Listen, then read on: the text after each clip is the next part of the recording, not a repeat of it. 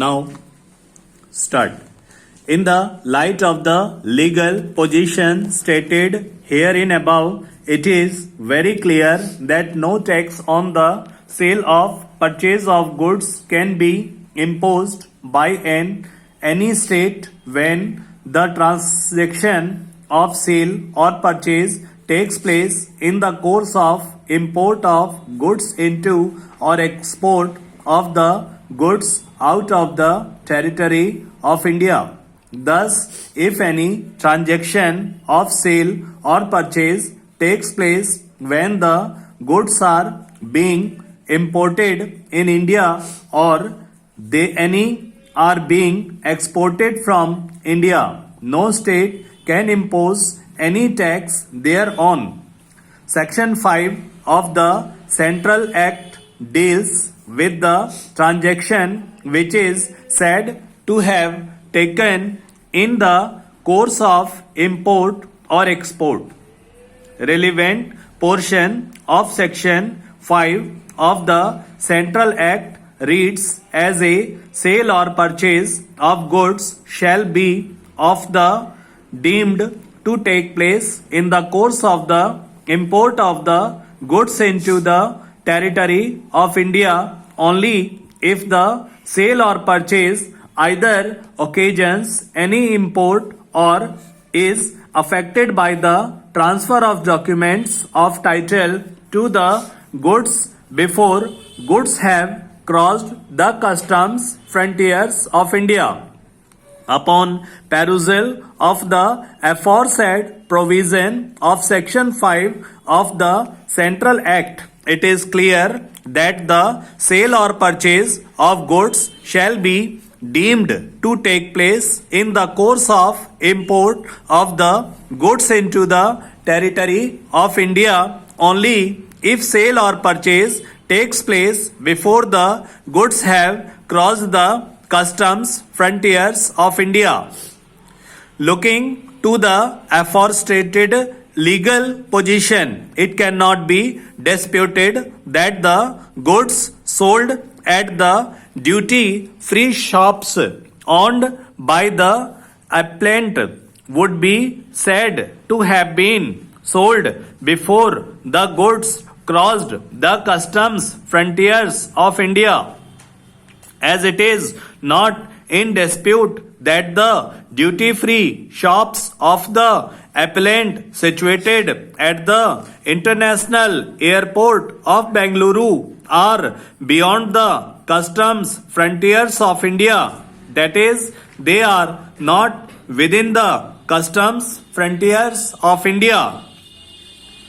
If this is the factual and legal position, in our opinion, looking to the provisions of Article 286 of the Constitution, the states of Karnataka has no right to tax any such transaction which takes place at the duty-free shops owned by the appellant which are not within the customs frontiers of India.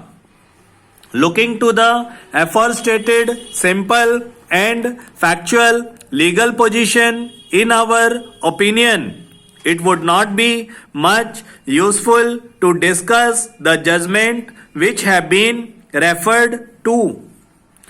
In our opinion, the legal position is so clear that it was not necessary for the learned counsel to refer to any judgment, and merely by showing the aforestated factual aspect and legal provisions to the concerned authority, the appellant could have convinced the concerned authority that the sale effected at the duty-free shops of the appellant could not have been taxed by the state of Karnataka.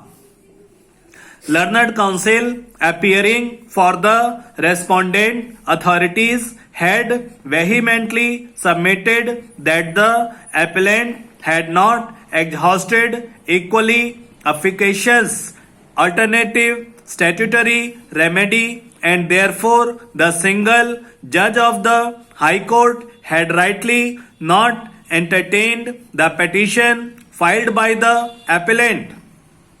According to them, the division bench had also rightly dismissed the appeal for the same reason. According to them, this court also should not entertain this appeal. It is true that the appellant had rushed to the High Court without exhausting equally efficacious alternative statutory remedy. In our opinion, the learned single judge of the High Court was also right when the direction the appellant to move the statutory appellate authority. In normal circumstances, even we would have expressed the same opinion, but looking to the fact that the special leave petition has already been admitted and the matter pertains to the assessment year 2004-5,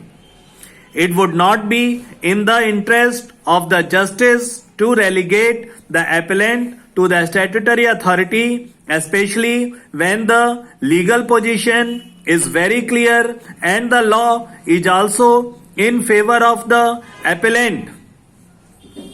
The learned counsel appearing for the respondent had submitted that the sale would not be taxed under the Act only if the occasions of the course of import, but the transactions of sale which are subject matter of this litigation had not been taken in the course of import and therefore they would not be exempted under the provisions of Section 5 of the Central Act.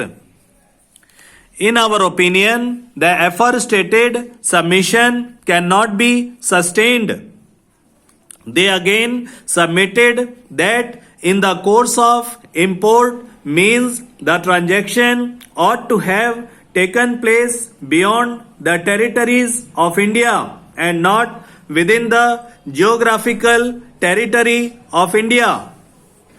We do not agree with the said submission when any transaction takes outside the customs frontiers of India. The transaction would be said to have taken place outside India.